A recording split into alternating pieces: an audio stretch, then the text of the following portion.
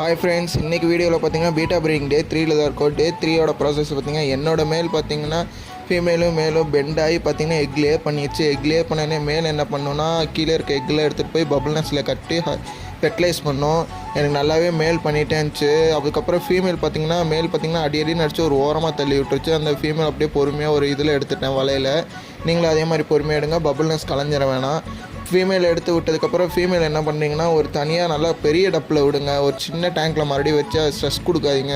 ஒரு பெரிய டப்பில் விடுங்க. நான் வந்து என்ன பண்ணியிருந்தேன்னா கப்பீஸ் டப் செட் பண்ணியிருந்தேன், அதில் கொண்டு போய் தான் நான் ஃபீமேலை விட்டு கொஞ்சோண்டு ஃபுட்டு போட்டேன்.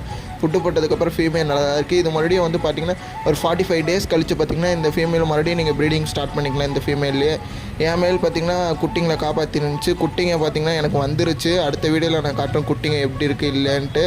குட்டிங்களுக்கு என்னென்ன ஃபீட் பண்ணணும் எல்லாமே நம்ம சேனல் இனிமேல் அடிக்கடி போஸ்ட் பண்ணிட்டே இருப்போம். சேனல் மறக்காமல் ஃபாலோ பண்ணி சப்ஸ்கிரைப் பண்ணுங்கள். Bye friends.